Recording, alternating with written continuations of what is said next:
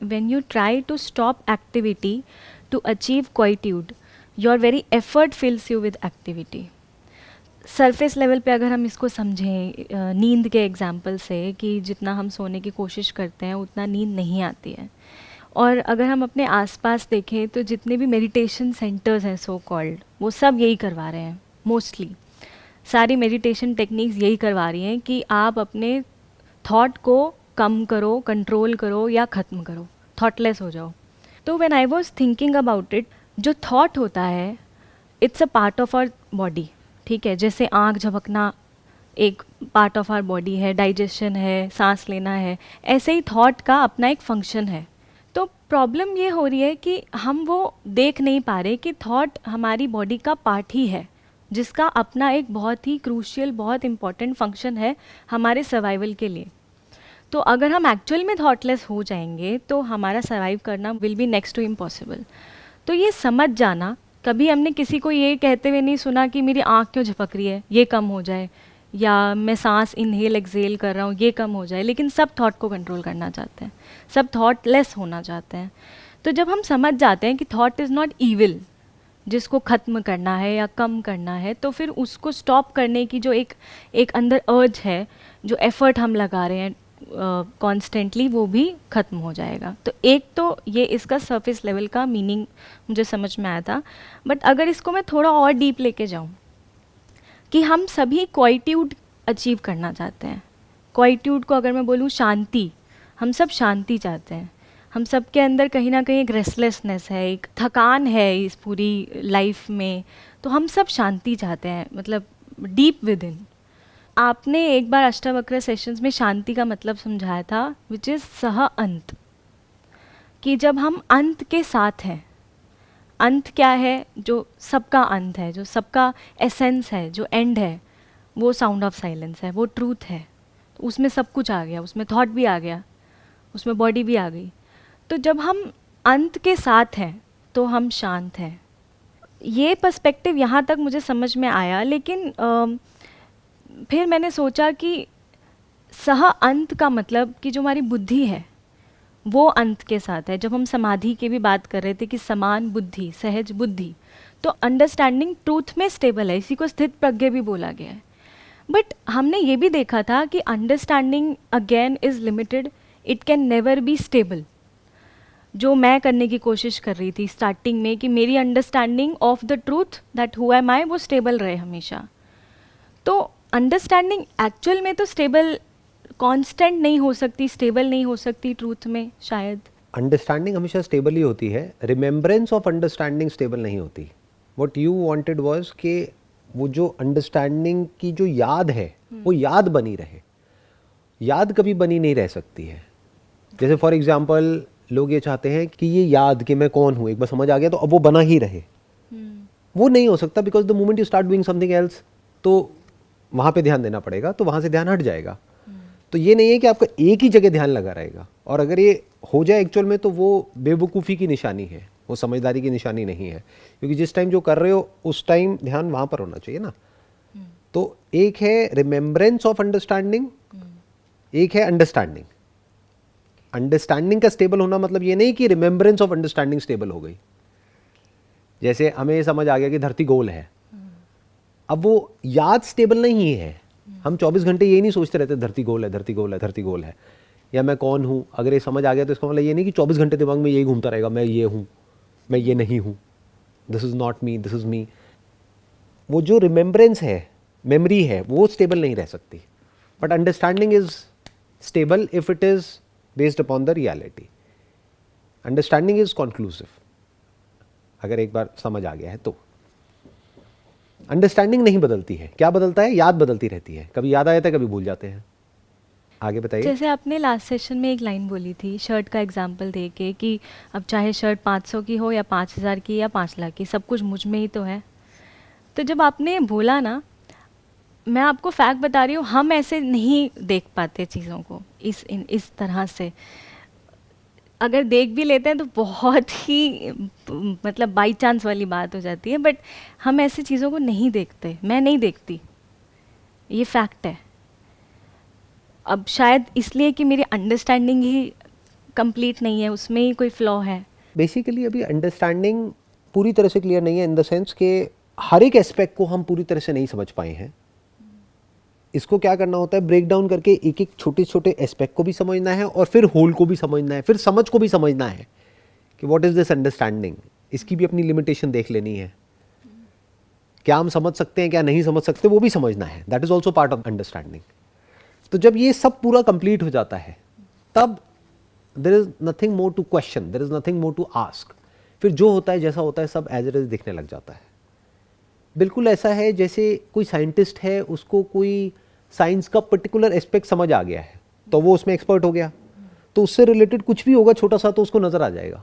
तो ऐसे ये जो हुए माई इंक्वायरी है, अगर एक बार आपने गहराई से इंक्वायरी कर ली है और एक एक लेयर को बारीकी से देख लिया है, नॉट थियोरेटिकली बट एक्चुअली, तो फिर आपको एकदम से नजर आ जाता है, इंस्टेंट होता है वहां पे जो रियलाइजेशन होता है। वो इनडायरेक्ट नहीं होता, वो वर्ड्स के थ्रू नहीं होता, वो डायरेक्ट कॉम्प्रिहेंशन होता है। जैसे अगर कोई बायोलॉजिस्ट है तो वो जैसे ही एक फ्लावर को देखेगा तो उसको सब कुछ नजर आ जाएगा एकदम से, हमें कुछ नजर नहीं आएगा। तो ऐसे ही जो ये समझ है खुद की, वो जितनी गहरी होती चली जाती है, जितनी क्लियर होती चली जाती है, if you actually don't have anything more to question, not because you are lazy, बल्कि इसलिए क्योंकि आपने एक एक करके सारी लेयर्स को हटा लिया है, आपने पूरा अच्छे से समझ लिया है, आपने ये भी समझ लिया है कि क्या समझा जा सकता है क्या नहीं समझा जा सकता है, हर एक लेयर को अच्छे से देख लिया है, जो भी है, जो ये बोलते हैं ना मन बुद्धि चित्त अहंकार, इसको अच्छे से समझ लिया है स्टेप बाय स्टेप। अब वो कॉन्सेप्ट्स नहीं है आपके लिए, मतलब it's like a living reality. तो अब आपको सब कुछ ही फिर उसी डायमेंशन में, उसी अंडरस्टैंडिंग के दायरे में आपको सब कुछ नजर आने लग जाता है। As long as you remain attached to one extreme or another, you will never know oneness. पहले वाला पॉइंट क्या था वो अभी हमने When cover you नहीं किया। try to stop activity to achieve quietude, your very effort fills you with activity. हाँ, तो इसका क्या मतलब है, इसको ध्यान से समझो। हम बोलते हैं कि जितने भी सो कॉल्ड मेडिटेशन सेंटर्स हैं वहाँ पर क्या किया जा रहा है, उस एक्टिविटी को स्टॉप करने की कोशिश करी जा रही है, जबकि एक्चुअल में ऐसा नहीं होता है। वो लोग क्या करते हैं, वो बोलते हैं कि आपको क्या करना है कि कुछ भी आ रहा है आने दो, कुछ भी जा रहा है जाने दो। अगर एक्चुअल में ये हो पाए तो बहुत बढ़िया है, क्योंकि उसकी वजह से क्या होगा कि थोड़ी देर के लिए मेंटल एक्टिविटी रुक जाएगी। अगर एक्चुअल में एक इंसान एफर्टलेस हो जाए तो देखो, दो तरह की मेडिटेशन टेक्निक्स होती है। एक होती है जहाँ पे आपको कुछ बोला जाता है करने के लिए, मैं उसकी बात नहीं कर रहा। दूसरी होती है जहाँ पर आपको कुछ नहीं बोला जा रहा है करने के लिए, आपको क्या कहा जा रहा है, आपकी ब्रेथ चल रही है तो ब्रेथ आई ब्रेथ कही, ब्रेथ आई ब्रेथ कही, just be aware of that. तो पहले क्या हुआ, पहले आपका दिमाग 1000 चीज़ों में चल रहा था, अब एक चीज़ में चला, धीरे धीरे यहाँ से भी ध्यान हट गया तो आपको अच्छा फील होने लग गया। अब आप जा करके उस अच्छी स्टेट से अटैच हो गए।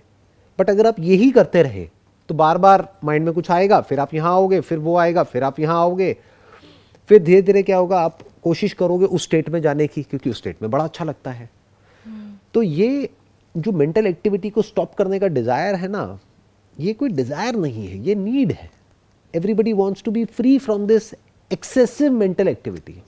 और मेंटल एक्टिविटी का नेचर ही ऐसा है कि वो कब एक्सेसिव हो जाती है पता ही नहीं लगता है।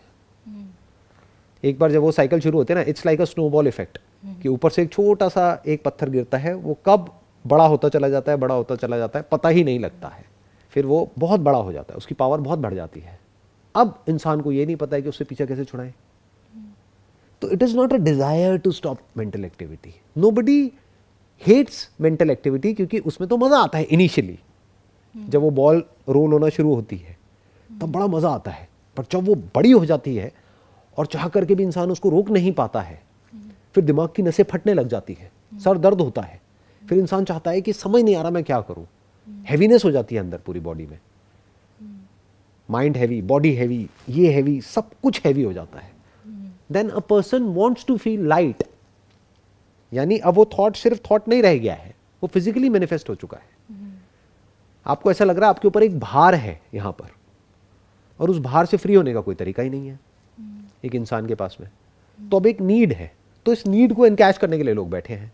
वो आपको कहेंगे कि आप यहाँ आ जाओ, ये कर लो, वो कर लो, वो कर लो, ये डोनेशन दे दो, ये कर लो, वो कर लो, व्हाटएवर, ये करो, वो करो, वो करो। अब उसमें क्या होता है कि वहां पर जा करके अगर आपका टॉर्चर किया जाए, यानी आपसे कुछ ऐसा करवाया जाए जो आप नहीं करना चाहते, तो पहले रेजिस्टेंस आएगा।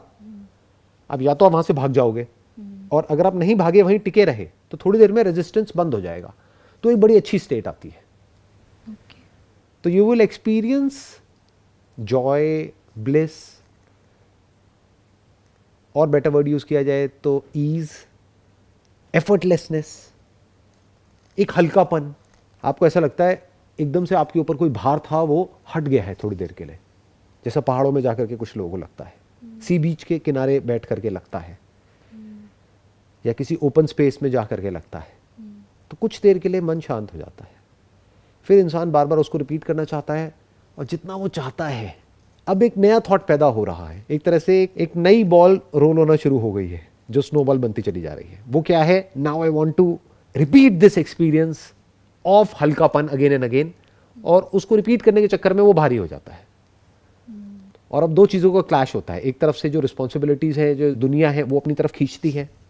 अगर महाभारत को आप ध्यान से समझोगे तो वो पॉइंट जहाँ पर के भगवान कृष्ण अर्जुन को बता रहे हैं कि तुम्हारा धर्म क्या है और कर्म क्या है।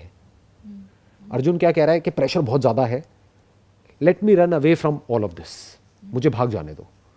वो उसको क्या बार बार याद दिला रहे हैं कि तुम चाहो भी तो भाग नहीं सकते, क्योंकि ये तुम्हारा बेसिक नेचर है, तुम एक क्षत्रिय हो, तो तुम्हारा धर्म क्या है? युद्ध करना, लड़ना। तो तुम चाहो भी तो भाग कर जाओगे तो कहाँ जाओगे? अपने आप से कहाँ तक भागोगे? तो बेसिकली प्रॉब्लम क्या होती है ऐसे लोगों के साथ में? एक है जो उनका बेसिक नेचर है which develops over a period of time. जैसे आपका अपना एक बेसिक नेचर है जो मानो 20 साल में, 30 साल में डेवलप हुआ है, वो आपका एक कंफर्ट जोन है। वो एक ऐसा जोन है जहां पर आप एफर्टलेस हो, बट वहां पर कुछ गड़बड़ करने की वजह से थॉट के लेवल पे अब आपकी लाइफ में भारीपन क्रिएट हो रहा है। तो अब आप एक मेडिटेशन सेंटर में गए, वहां पे हल्कापन क्रिएट हुआ, बट वहां पर भी उस हल्केपन को रिपीट करने के चक्कर में अब एक नया भारीपन क्रिएट हो गया। तो अब यहां भी भारीपन है और वहां भी भारीपन है। अब ये दोनों मिलकर के और हैवी हो गया है। जबकि करना क्या है? सिर्फ समझ लेना है कि रूट क्या है उस भारीपन का, उसकी जड़ क्या है। वहां तक कोई नहीं जाता है, उसकी जड़ आप खुद हो। ना उसकी जड़ ये मेडिटेशन है, ना उसकी जड़ ये दुनिया है। आप खुद हो। खुद मतलब क्या? ये जो मैं है, मैं से रिलेटेड जो थॉट्स हैं, ये जो मैं का बैगेज है, जब इसको आप एक्चुअल में हल्के में ले लेते हो तो आप हल्के हो जाते हो। और इसको हल्के में लेने का मतलब क्या? मैं को एक्चुअल में समझ लेना कि मैं हल्का है। देखो ध्यान से समझना, मैं को हल्का नहीं किया जा सकता है। ये जो मैं का भारीपन है ना, चाहे इस दुनिया में है चाहे वो उस मेडिटेशन सेंटर में है, इस मैं के भारीपन से फ्री हुआ जा सकता है। कैसे? ये जान करके कि मैं का सच क्या है। मैं से हल्का कुछ भी नहीं है, क्योंकि जो सबसे हल्का होता है वो सबसे पावरफुल होता है, जो सबसे छोटा होता है वो सबसे पावरफुल होता है। आज साइंस भी इस बात को समझ गई है। एक हाइड्रोजन बॉम्ब क्या है? जितना आप छोटे लेवल पे जाते चले जाओगे, एनर्जी उतनी ही बढ़ती चली जाएगी। तो ऐसे ही ये जो मैं है, ये एक्चुअल में सबसे हल्का है, क्योंकि इसी में सब कुछ है। कॉन्शियसनेस इज द लाइटेस्ट, क्योंकि अगर वो हैवी होती तो उसमें हैवी चीजें कैसे आ सकती है? जैसे स्पेस हल्की है तो इसमें कुछ भी अकोमोडेट किया जा सकता है। तो मैं को जब आप एक्चुअल में देख लेते हो कि जो मैं है ये पूरी तरह से खाली है, तो आप हल्के हो जाते हो। फिर जब ये भूल जाते हो, फिर वापस से वो स्नोबॉल रोल होना शुरू हो जाती है। फिर वापस से अपने आप को याद दिलाना पड़ता है, फिर वापस से आप हल्के हो जाते हो। तो ये जो एफर्ट है ना इस मेंटल बैगेज से फ्री होने का, ये ट्रैप है। एफर्ट करो लेकिन सही डायरेक्शन में करो। ये समझो कि ये मैं है क्या, इसकी जड़ में जाओ। ये जो मैं को हम सीरियसली ले लेते हैं ना, मैं के जो डिज़ायर्स हैं उसको हम बहुत सीरियसली ले लेते हैं, उस वजह से जाकर के हम एंटैंगल्ड हो जाते हैं। औरों का कुछ भी होता है, कुछ भी नहीं होता, हमें कोई फ़र्क नहीं पड़ता, दुनिया के भाड़ में, उससे हम कभी भारी नहीं होते हैं। बट मैं से रिलेटेड कोई भी हल्की सी भी जो डिज़ायर्स हैं उसके कोई रुकावट आती है तो हम इतनी सीरियस हो जाते हैं जैसे पता नहीं क्या है। तब आराम से बैठ करके अपने आप से पूछना होता है कि मेरा एक मैं नहीं है, बहुत सारे मैं हैं। एक 10 साल पहले वाला मैं था, एक 20 साल पहले वाला मैं था, एक 5 साल पहले वाला मैं था। उस वक्त जो मैं था उसके लिए जो बहुत इंपॉर्टेंट था, आज उसके बारे में सोच करके मुझे हंसी आती है। तो जब इस तरह से हम देखते हैं तो ये बात समझने में देर नहीं लगती कि आज भी मैं जिसको इतना इंपॉर्टेंस दे रहा हूँ या दे रही हूँ, 5 साल बाद इस पर भी हंसी आएगी। तो मैं अभी क्यों सीरियस हो रहा हूँ, क्यों सीरियस हो रही हूँ, जब कुछ है ही नहीं। इफ यू कैन सी के कितने आए कितने गए और इस पूरे आसमान में सब समा जाता है, कुछ नहीं बचता है और कुछ नहीं बचेगा। तो जब इस तरह से आपको दिखता है, और ये कोई थ्योरेटिकल बात नहीं है, ये फैक्ट है, तब आप एक एक चीज को समझ सकते हो। आपको ये समझ आ सकता है पैसा क्या है जिसके पीछे पूरी दुनिया पागल है। व्हाट इज वेल्थ, लोगों को पता ही नहीं है। ये अपने आप में बहुत बड़ा टॉपिक है। अगर इसको मैंने टच कर दिया तो सारे फंडे हिल जाएंगे लोगों के। वो कहेंगे ये होती है वेल्थ। एक पॉइंट तक तो वो सर्वाइवल से कनेक्टेड होती है, उसके बाद में वो एक नोशन है, माइंड में है और कुछ नहीं है। तो जब माइंड में ही है तो उसको बदल दो। If you want to be a billionaire, you can be a billionaire in a matter of few days if it is a notion. But ये अपने आप में बहुत बड़ा टॉपिक है। तो ये तब नजर आती है ये सब चीजें जब आप एक एक करके इस सब के सच को देख लेते हो कि एक्चुअल में है क्या। तो आपको रास्ता भी नजर आ जाता है उन डिजायर्स को फटाफट से पूरे करने का। तो डिले खत्म हो जाता है। वही तो तंग करता है। आपके अंदर पानी की प्यास है और आपको पानी ना मिले, ये प्रॉब्लम है ना। पानी की प्यास भी प्रॉब्लम नहीं है, पानी मिल जाए तो भी प्रॉब्लम नहीं है, पी लिया तब भी प्रॉब्लम नहीं है। प्रॉब्लम कब है? प्यास तो बहुत ज्यादा है लेकिन पानी नहीं मिल रहा है। तो अगर इंस्टेंट पानी मिल जाए, अनलिमिटेड पानी की सप्लाई मिल जाए तो प्रॉब्लम खत्म। तो हर प्रॉब्लम की जड़ क्या है? डिजायर, जिसका आपके सर्वाइवल से कोई कनेक्शन नहीं है। बस मैं ये चाहता हूं, मैं ये चाहती हूं। और इतनी बार हम अपने आप को वो बोल देते हैं, रिपीट कर देते हैं कि वो हमें सच लगने लग जाता है। तो जब हम उसको समझ लेते हैं बारीकी से कि अरे वो तो कुछ भी नहीं है, यहां पड़ा हुआ है, तो जब यहां पड़ा हुआ है तो उसको तो चेंज किया जा सकता है, क्योंकि वो एक्चुअल में सच है ही नहीं, झूठ है। तो पूरे के पूरे फंडे हिल जाते हैं। तो ये जो बात है वो ये कही जा रही है कि उस स्नोबॉल को रोकने की कोशिश मत करो, आप नहीं रोक पाओगे। बिल्कुल ऐसा है, एक नदी जो बहुत तेज बह रही है उसको आप नहीं रोक सकते, सिर्फ समझ सकते हो कि आप क्या हो। अगर आप एक तिनका हो और उस नदी को रोकने की कोशिश कर रहे हो तो बह जाओगे। जितना एफर्ट करोगे उतना ही तड़पोगे। लेकिन अगर आप पानी हो तो तिनका मिट गया, पानी रह गया, अब कोई दिक्कत ही नहीं है। पानी चाहे बहे चाहे रुके, उससे फर्क क्या पड़ता है। तो फिर क्या होगा, कुछ दिनों के लिए बीच बीच में थोड़ा सा एक वो आएगा जब आप अटकोगे, नीचे की तरफ जाओगे, फिर आगे निकल जाओगे, रुकोगे नहीं। दुनिया बेसिकली तिनके की तरह जीती है।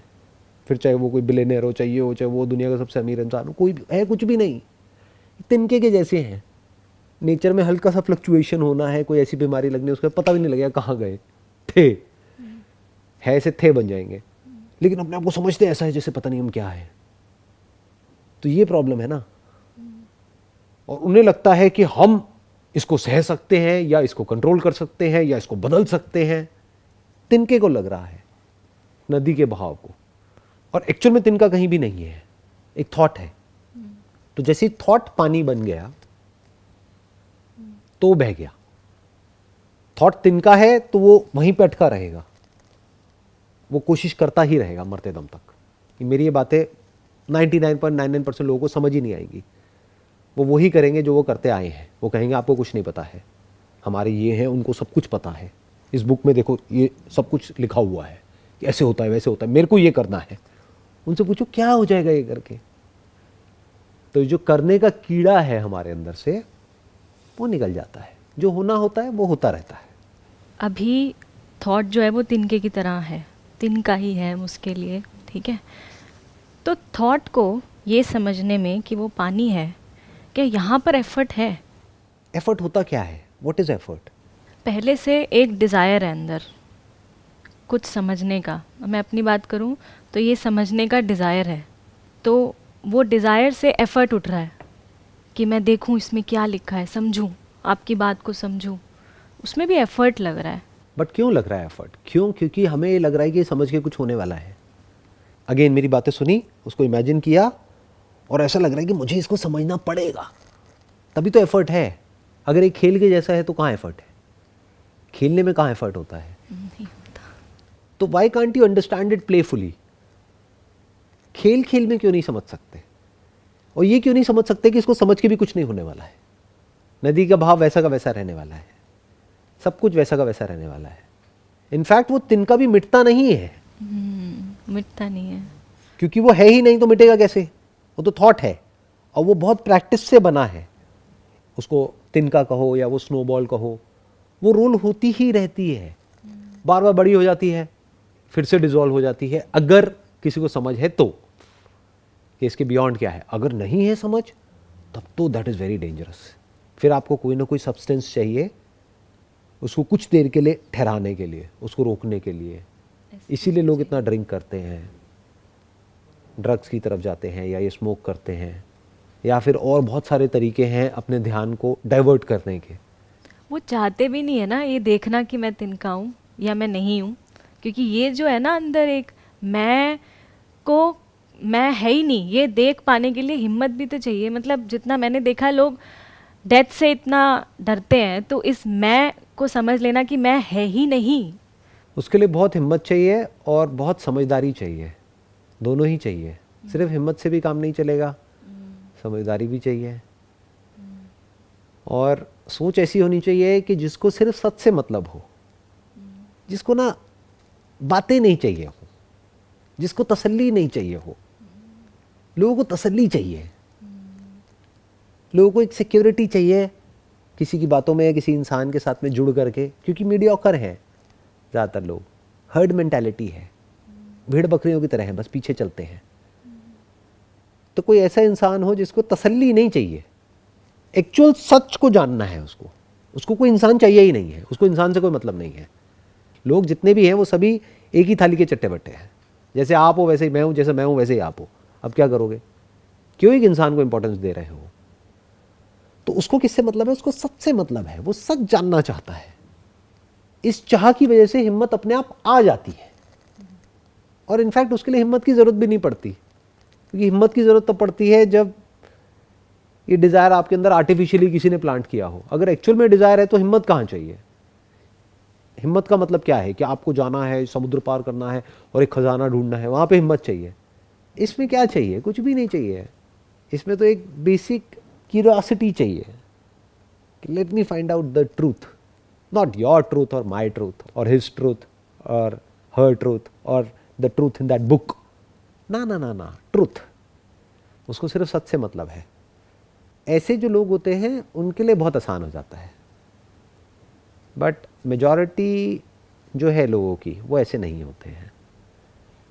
उनको कुछ चाहिए होता है पकड़ने के लिए, बस उन्हें कुछ दे दो, वो उनको मिल जाएगा, वो उसको पकड़ के बैठे रहेंगे, सेफ और सिक्योर फील करेंगे, जबकि एक्चुअल में बिल्कुल भी सेफ और सिक्योर नहीं है। इसका प्रूफ ये है, जो भी उन्होंने पकड़ा हुआ है उसको उल्टा बोल दो, वो आपसे लड़ने लग जाएंगे। जो एक्चुअल में सेफ है उसकी तो मुट्ठी खुली पड़ी है, जो डरा हुआ है उसी ने तो मुट्ठी बंद करी है, क्योंकि वो अटैक मोड में है। उसका फाइट और फ्लाइट रिस्पॉन्स एक्टिवेटेड है 24 घंटे। जरा सा बोल के तो देखो ऐसे लोगों को, कुछ मरने मारने पे उतारू हो जाएंगे, क्या बोल दिया है, किसके बारे में बोल दिया। बट जो सच में गड़ा हुआ है उसकी तो मुट्ठी खुली पड़ी है, कुछ है ही नहीं, क्या बोलोगे, किसके बारे में बोलोगे? उसने कुछ पकड़ा ही नहीं है। As long as you remain attached to one extreme or another, you will never know oneness. Truth से रिलेटेड अगर आपके माइंड में कोई भी एक्सट्रीम आपने कुछ भी पकड़ रखा है, जैसे फॉर एग्जांपल कोई गुफा में बैठा हुआ है, एक्सट्रीम है, तो कोई भी एक्सट्रीम अगर आपने पकड़ा हुआ है, तो क्योंकि एक्सट्रीम इज़ फ्रैगमेंट, एक चीज़ पकड़ी हुई है ना आपने, और वननेस इज़ ऑल एनकम्पासिंग, सब कुछ है वननेस में। तो जब तक आप एक पार्ट को पकड़ के रखोगे तब तक आप होल को नहीं देख पाओगे। और पकड़ा किसने है और पकड़ा क्यों है? क्योंकि वो खुद एक फ्रेगमेंट है। जिसकी अप्रोच होलिस्टिक होगी वो तो कुछ पकड़ ही नहीं सकता, उसमें तो सब कुछ आ गया। ये जो पकड़ने वाला और छोड़ने वाला है ना, उसको हम कभी क्वेश्चन नहीं करते हैं, बस पकड़ते और छोड़ते रहते हैं। इसलिए हम वननेस को कभी एक्चुअल में एक्सपीरियंस नहीं कर पाते। बातें करते हैं लव की, कंपैशन की, वननेस की, हर कोई बातें करता है। किसी के भी पास चले जाओ, बातें करेंगे कि आप ये हो, आप वो हो, क्या पकड़ा हुआ है। For example, if somebody saying कि आप लाइट हो, तो डार्कनेस कहाँ है? जब आप कह रहे हो कि मैं लाइट हूं, तो इट इज इंप्लाइड कि आपके अंदर डार्कनेस का डर है। इसका मतलब दो हो गए ना, एक लाइट हो गई, एक डार्कनेस हो गई। आप कहते हो मैं शांत हूं, तो अशांत कहाँ गया? अशांति किस में है? तो वो शांति और अशांति दोनों के परे है, वो लाइट और डार्कनेस दोनों के परे है, यानी दोनों उसी में है। उसके लिए लाइट और डार्कनेस दोनों बराबर है, शांति अशांति दोनों बराबर है, लाइफ डेथ बराबर है, अच्छा बुरा बराबर है। कुछ है ही नहीं उसके लिए, कह सकते हैं, क्योंकि ये तो वर्ड्स हैं जो हम बोलते हैं। नहीं है, ऐसा नहीं है नहीं है, क्योंकि देखो, एक है जो actual fact of the matter है, वो क्या है कि उस लेवल पर तो कोई वर्ड्स की ज़रूरत ही नहीं है। जो है जैसा है सो है, वहाँ पर कुछ पकड़ना छोड़ना है ही नहीं। नॉन स्टॉप एक बहाव है जो बहे चले जा रहा है, एक वेव है जो एंडलेसली बह रही थी, बह रही है और बहती ही रहेगी, और वही मैं हूँ। तो ये तो हो गया, शॉर्ट में हमने बात को ख़त्म कर दिया। बट एग्जिस्टेंस के 3 लेवल हैं। अगर आप होलिस्टिक की बात करो, एक्चुअल में अगर आप पूरी तरह से समझोगे लाइफ को तो, और लोग इन तीनों में से किसी एक जगह पर जीते हैं, तीनों को कभी नहीं देखते हैं। एक है आपकी बॉडी का लेवल, इसको आप कैसे इग्नोर कर सकते हो? बॉडी में क्या आ गया? आपके सेंसेस आ गए, आपके डिजायर्स आ गए, नीड्स आ गई, तो आप इसको कैसे छोड़ सकते हो? इसको तो इंक्लूड करना ही पड़ेगा ना, क्योंकि बिना इसके तो कुछ भी नहीं है। बिना इसके कहाँ है साउंड ऑफ साइलेंस? बिना इसके कहाँ है ये यूनिवर्स?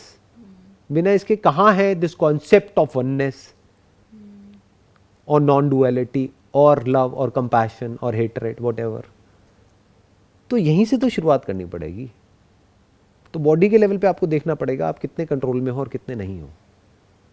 इसके बारे में एक बहुत अच्छी कहानी है। कई बार क्या होता है, हम कुछ कहानियाँ सुनते हैं लेकिन लोग कहानियों में ही उलझ करके रह जाते हैं, उस कहानी के मतलब को नहीं समझते हैं। एक बार हनुमान जी से किसी ने पूछा कि भगवान राम में और आप में क्या फ़र्क है?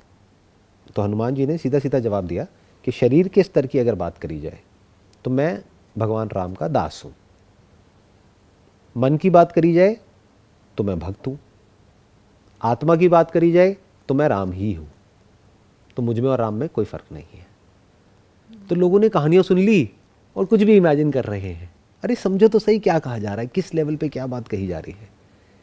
क्या बॉडी के लेवल पे दास नहीं हो इस पूरे यूनिवर्स के? यूनिवर्स के अपने कुछ लॉज हैं, अगर उसको वायलेट करोगे तो ऐसी पनिशमेंट मिलेगी जो आप सपने में भी नहीं सोच सकते। दिन दहल जाएगा। ऐसी ऐसी बीमारियां हैं इस दुनिया में और लगी रही हैं लोगों को। और ये मत समझना कि आप करोगे गलती तो आपको पनिशमेंट मिलेगी। आप हो कहां? कोई भी करेगा, कोई भी करेगा। कोई भी मतलब क्या? इंसान। हम गलती करेंगे तो हम भुगतेंगे। हम गलती करेंगे, हमारी आने वाली जनरेशन भुगतेंगी, भुगत ही रही है।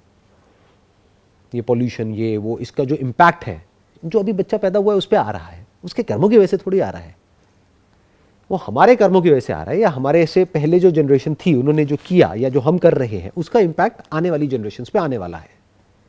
ऐसी ऐसी बीमारियां जो हमने पहले सुनी ही नहीं थी वो धीरे धीरे धीरे धीरे बढ़ती चली जा रही है। बीमारियां पहले भी थी, अभी भी है, आगे भी रहेगी। बट कहने का मतलब है कि ये जो हम गलतियां कर रहे हैं हम इंसान, उसकी वजह से क्या हो रहा है वो हमें साफ नजर आ रहा है। क्लाइमेट के लेवल पे भी हो क्लाइमेट के लेवल पे, हर लेवल पे। इन अ नटशेल अगर बॉडी की लेवल की बात करी जाए तो हम दास हैं इस प्रकृति के। ये बात जितनी जल्दी जिस इंसान को समझ आ गई वो उतना ही सही से जी पाएगा। यानी क्या करो?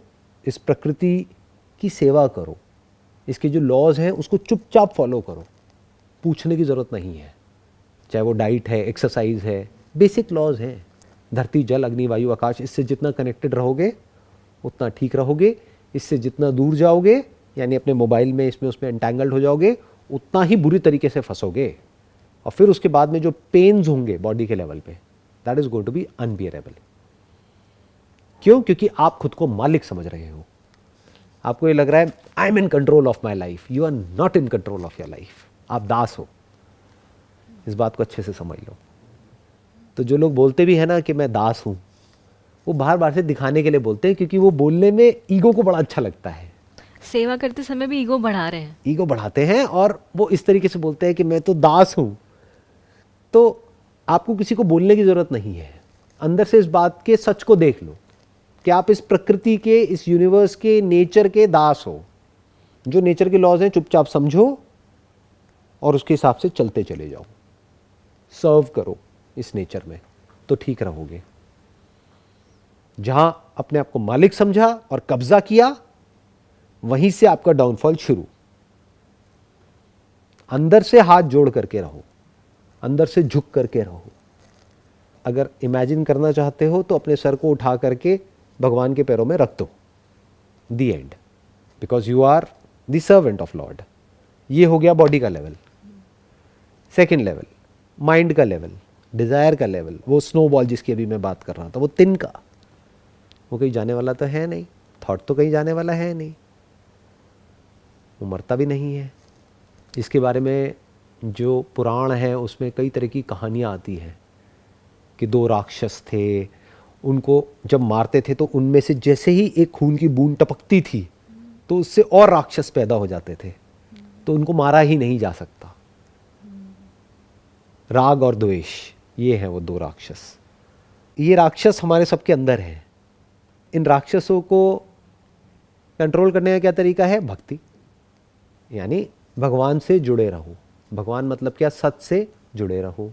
अब आप चाहे भगवान के नाम से जुड़ो या भगवान से जुड़ो। नाम अगर आप ले रहे हो और सिर्फ नाम है और अंदर से खोखला है तो बेकार हो गया, या नाम के साथ में कोई इमेज जुड़ी हुई है तो भी गड़बड़ हो गई। बट अगर नाम के मीनिंग को आप देख पा रहे हो, फिर नाम ले रहे हो, तो नाम लेने में कोई बुराई नहीं है, तब वो मंत्र पावरफुल है। If you are saying Om and Om के सच को आप देख पा रहे हो और ओम की भक्ति कर रहे हो, ये जानते हुए कि ओम क्या है, तो आप ओम से जुड़ रहे हो ना। क्या जुड़ रहा है? आपका मन, क्योंकि मन अलग है ना। मन दो जगह जुड़ सकता है, या तो सत से या फिर इस संसार से, जिसको विश बोलते हैं। विषय, इंग्लिश में भी देखो क्या मजे की बात है, विश। हिंदी में विश, इंग्लिश में विश। जहां इस विश में एंटैंगल्ड हुए, विषयों में, आप समझ जाओ भारीपन शुरू। तो हल्के होने का क्या तरीका है? अंदर से माइंड के लेवल पे भक्ति। अगर हम विषयों के ज़रिए भी सिर्फ ट्रूथ को ही समझ रहे हैं, जैसे विषय में आप हमारी खाने पीने की चीज़ें आ गई, ठीक है, तो उससे हम अच्छी हेल्थ ले रहे हैं। अच्छी हेल्थ से हम ये समझ पा रहे हैं कि ट्रूथ क्या है। तो अगर हम उसको भी यूज़ कर लें उस तरह से, व्हाई नॉट। इसीलिए अगर आप देखोगे कि यहाँ पे एक प्रथा है कि खाने से पहले हाथ जोड़ो। क्यों? क्योंकि खाने में भी भगवान है, पहाड़ में भी भगवान है, सूर्य में भी भगवान है। सबको हम देव बोलते हैं। देव मतलब कौन? जो देता है। जो दे वो देव। सूर्य हमसे कुछ लेता थोड़ी है बदले में, देता ही तो है। तो इसलिए सूर्य भगवान है। तो आप खुद को सूर्य का दास कहो या सूर्य का भक्त कहो, फिर इस पूरी प्रकृति के आप भक्त हो गए और दास हो गए। राइट। तो इस तरह से आप देख सकते हो। फिर अगर आप किसी इंसान से भी जुड़ रहे हो तो उसको आप प्रेम भी कह सकते हो और भक्ति भी कह सकते हो। दोनों में कोई फर्क थोड़ी है, क्योंकि उसके थ्रू आप पूरे यूनिवर्स से कनेक्ट हो रहे हो।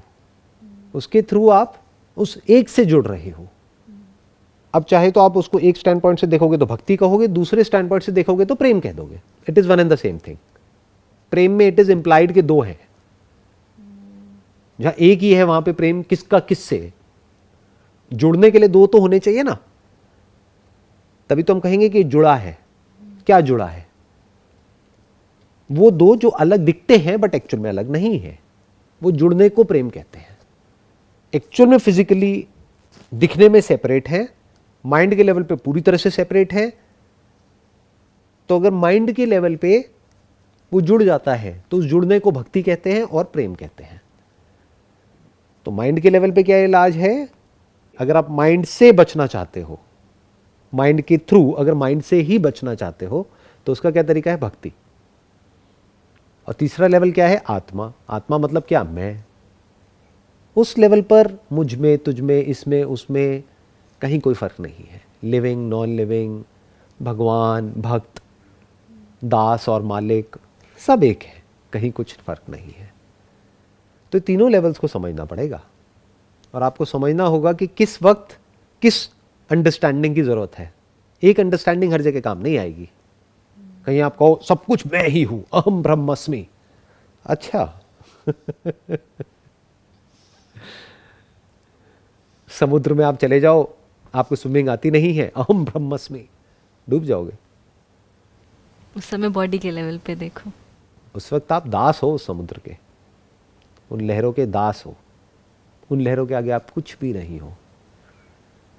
माइंड के लेवल पे उल्टे सीधे काम कर रहे हो और ये समझ रहे हो कि आई एम इन कंट्रोल, तब आपको माइंड आपकी औकात दिखाएगा कुछ दिन बाद कि आप एक्चुअल में क्या हो। जब वो हावी होगा आपके ऊपर, फिर आपको समझ नहीं आएगा वहां से बाहर कैसे निकलूं। फिर अंदर से एक चीख निकलेगी, उस चीख को भक्ति कहते हैं, उस पुकार को, अगर वो एक्चुअल में निकली है तो। लेकिन लोग इतने बेवकूफ़ हैं, वो उसके बाद भी लड़ते रहते हैं, एफर्ट करते रहते हैं। उन्हें लगता है एफर्ट से मैं इससे बच जाऊंगा। नहीं बच सकते। जैसे दलदल में जितना एफर्ट करोगे उतना ही नीचे धंसोगे। ऐसा ही ये संसार है। सर एक बार वो भक्ति वाला पॉइंट थोड़ा सा और समझा दोगे? आपने बोला ना कि भक्ति चाहे आप उस वर्ड की करो ये जानते हुए, राम की करो ये जानते हुए कि राम क्या है, या फिर भगवान की करो, it is one and the same. क्योंकि and the राम मतलब same. क्या?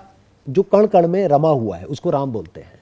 बट उस लेवल पे भी डुअलिटी रहेगी ना, एक भक्त, एक जिसकी भक्ति वो कर रहा है। तो डुअलिटी तो है ही ना। माइंड के लेवल। देखो यही तो मैं कह रहा हूं, जो होलिस्टिक अप्रोच है उसमें डुअलिटी भी है। क्योंकि अगर आप ये समझते हो डुअलिटी नहीं है तो आप फंस जाओगे। जैसे at the level of body duality है या नहीं है? है। आपकी बॉडी अलग है, जानवरों की अलग है, सिंपल है। At the level of mind duality है या नहीं है? है। और वो रहेगी, क्योंकि आप जब भी ऑपरेट करोगे इस दुनिया में अपने मैं से ही तो ऑपरेट करोगे। तो मैं का मतलब तो तू आ ही गया ना, और मैं और तू तो रहेगा, और रहना भी चाहिए, क्योंकि नहीं रहेगा तो कोई भी आपको बेवकूफ़ बना देगा। तो वो जो स्नोबॉल वाला एग्जांपल दिया था आपने, उससे फिर हम बच जाएगा माइंड उससे? बच नहीं सकता है, क्योंकि जब तक आप रहोगे, बॉडी रहेगी तब तक बीमारियां रहेंगी, जब तक बॉडी रहेगी तब तक माइंड रहेगा। माइंड मतलब क्या? वो जो है ही नहीं। जब है ही नहीं तो उसको मारा भी नहीं जा सकता है। बस भक्ति से उसको कुछ देर के लिए शांत किया जा सकता है। जो आत्मा का स्तर है उस लेवल पे चाहे कुछ भी हो रहा है, चाहे वो शांत है, चाहे वो जगा हुआ है, चाहे वो स्नोबॉल पूरे तेजी से रोल हो रही है, नदी पूरी तेजी से बह रही है, आंधी तूफान है, कुछ भी है, वो सब मुझ में ही है। ये हो गया आत्मा का स्तर। तो क्या हम ये कह सकते हैं कि इस समय जो हम कर रहे हैं, जो हम डिस्कस कर रहे हैं, ये हम मन के स्तर पे कर रहे हैं? ऑब्वियसली। तो ये भक्ति है जो हम इस समय कर रहे हैं? नॉट भक्ति, यू कैन कॉल इट ज्ञान, क्योंकि अभी हम भगवान को याद नहीं कर रहे हैं। भक्ति का मतलब क्या होता है कि आपके मन में भगवान की याद बनी रहे, कि ऐसा ना हो कि आप जैसे ही अच्छा वक्त आए तो भगवान को भूल जाओ। लोगों के साथ में क्या होता है, जब वक्त अच्छा होता है तो एक्चुअल में वो भगवान को भूल जाते हैं, वो खुद भगवान बन जाते हैं। जब वक्त बुरा होता है तब भगवान के पास जाते हैं भागते हुए। होना इसका उल्टा चाहिए। जब वक्त अच्छा है तो आपको भक्ति करनी है, तब भगवान का नाम याद रखना है, क्योंकि ये ज़्यादा देर तक रहने वाला नहीं है। अभी ये जो काम आप करोगे ये उस वक्त आपको काम आएगा जब एक्चुअल में वक्त खराब शुरू होगा। ये भक्ति उस वक्त काम आएगी, तब आपको स्ट्रेंथ मिलेगी इस भक्ति से जो आपने करी अपने अच्छे टाइम में, अपने बुरे वक्त में लड़ने के लिए, या प्रॉब्लम का सोल्यूशन निकालने के लिए, या उस प्रॉब्लम को सहने के लिए। बहुत सारी प्रॉब्लम्स का कोई सोल्यूशन ही नहीं है। ये जो सहन शक्ति जिसको बोलते हैं, ये कहाँ से आएगी? ये एक तरह का एक बैंक अकाउंट है जिसमें क्रेडिट हो रहा है और डेबिट होगा, तो लोगों का बैंक अकाउंट ही खाली है, माइनस में है, क्योंकि जैसे ही वक्त अच्छा आता है तो अपने आप को भगवान समझने लग जाते हैं। फिर जब वक्त खराब आया तब भगवान के पास भाग रहे हैं। भगवान क्या है? वही बैंक अकाउंट है, भक्ति का अकाउंट, वो खाली है, माइनस में है, तो कहीं से भी कुछ हाथ नहीं लग रहा है।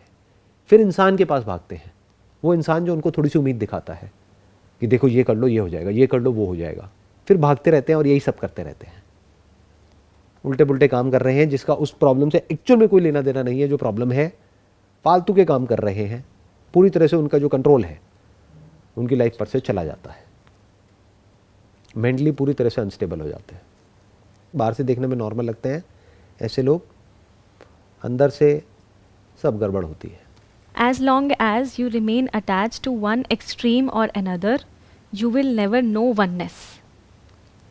कि जब तक आपकी जो फ्रैगमेंटेड अप्रोच है, जो हम बात कर रहे थे कि वो तिनके के लेवल पे ही जब सब कुछ हम देख रहे हैं और पानी को नहीं देख रहे हैं, तो फिर कभी पानी को नहीं देख पाएंगे, क्योंकि तिनका एक्चुअली में नहीं है, बट वो जो इमेजिनेशंस हैं उसकी उसी में जी रहे हैं।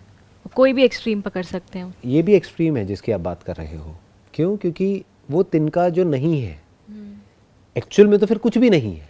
एक्चुअल में तो पानी में बुलबुला भी नहीं है। अगर बुलबुला है तो बुलबुला भी क्या है? तिनके के लेवल पे तो है। तिनका मतलब क्या? थॉट। तो ये भी एक एक्सट्रीम है कि बॉडी नहीं है, थॉट नहीं है, सेपरेट मैं नहीं है अगर हम देखें, क्योंकि मैं थॉट ही तो है एक, जिसको हम मैं बोलते हैं। Exactly, that's what I am saying. This is also an extreme thought कि नहीं है, क्योंकि एक्चुअल में है, वो एग्जिस्टेंस है उसकी। थॉट के लेवल पे तो थॉट की एग्जिस्टेंस है ही ना। आप उसको छू नहीं सकते, जैसे कप की तरह छू नहीं सकते हो। You can not touch it, but it's there, it's very much there. तो all I am saying is, अगर एक्चुअल में वननेस को समझना है, एक्चुअल में होलिस्टिक अप्रोच चाहिए, तो उसमें बॉडी भी है, माइंड भी है और सोल भी है। तो सब कुछ उसमें आ गया, कुछ भी नहीं छोड़ सकते आप। ये एक्सट्रीम है जिसको हम पकड़ते हैं। बहुत सारे लोग बोलते हैं सेंसेस बुरे हैं, त्याग दो, सब कुछ त्याग दो। तो क्या करें, मर जाएंगे, मार दो खुद को। त्याग तो सकते ही नहीं हो, देखना नहीं छोड़ सकते, सुनना नहीं छोड़ सकते, खाना नहीं छोड़ सकते, पीना नहीं छोड़ सकते। तो एक्चुअल में त्यागा क्या है? कुछ भी नहीं। तो बॉडी के लेवल पे आप बच नहीं सकते हो, माइंड के लेवल पे आप बच नहीं सकते हो। माइंड मतलब क्या? इंफॉर्मेशन। जब तक इंफॉर्मेशन रहेगी, एक्टिविटी रहेगी। If that information is there, desire is there. The beginning of desire is information, is always the known, not the unknown. Unknown में डिजायर कैसे होगा? कुछ है ही नहीं, तो नोन में ही तो है। सो इंफॉर्मेशन तो कहीं जाने वाली है नहीं। या तो आपकी याददाश्त चली जाए, वो चली गई तो वैसे ही आप एक वेजिटेबल बन गए, तो बचा ही क्या? फिर तो गाय भैंसों में और हमें फ़र्क क्या रह गया? तो जब इन्फॉर्मेशन है तो वो तिनका भी है। किस लेवल पे है? जस्ट इन्फॉर्मेशन के लेवल पे है, बट इन्फॉर्मेशन तो है ही ना। ऐसे तो बॉडी भी इन्फॉर्मेशन है, वो सटल इन्फॉर्मेशन है, ग्रॉस इन्फॉर्मेशन है, बट है तो ये भी इन्फॉर्मेशन ही साइंस के दायरे में। तो बॉडी भी है, माइंड भी है, सोल भी है, सब कुछ है। अब आप कह सकते हो कि अब आप वननेस को एक्चुअल में समझ पा रहे हो। नहीं तो आप क्या करोगे गलती, कि जब तिनका है ही नहीं, तो क्या ऐसा हो सकता है कि मेरी ये याद बनी रहे कि मैं तिनका नहीं हूं, मैं पानी हूं? फिर हम कंफ्यूज हो रहे हैं।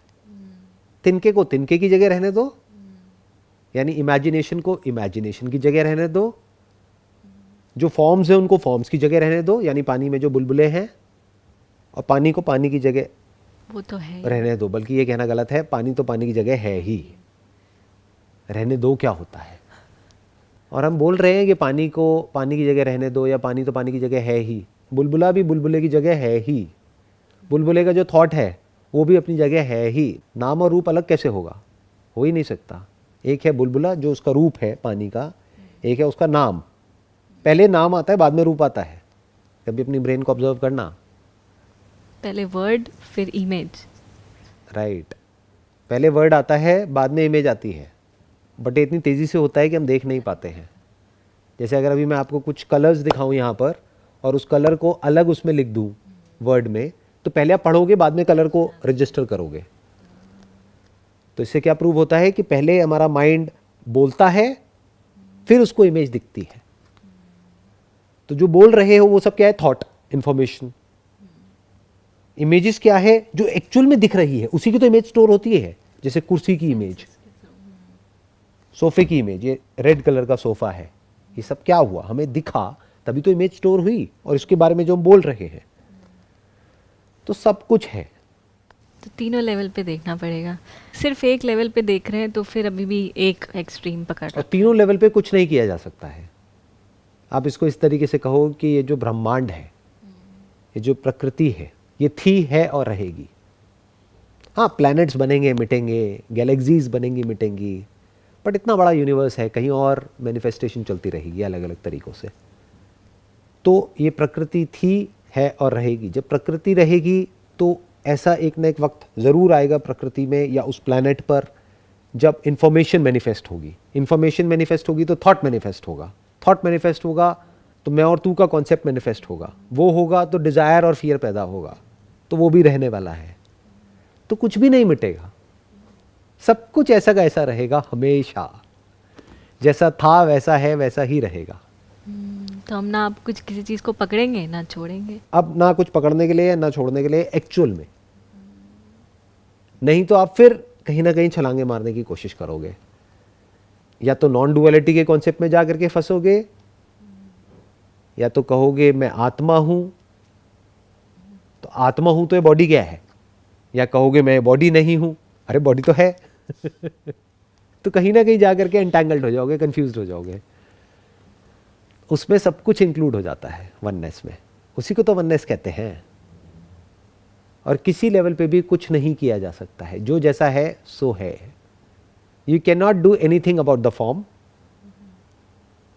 और द फॉर्मलेस और the information related to the form और द फॉर्मलेस और the discerning thought of the form and the formless. Discerning thought जिसकी हम बात कर रहे हैं वही तो भक्ति है। डिसर्निंग मतलब? डिसर्निंग मतलब अलग अलग करके देखना कि क्या है क्या नहीं है, फॉर्म एंड फॉर्मलेस।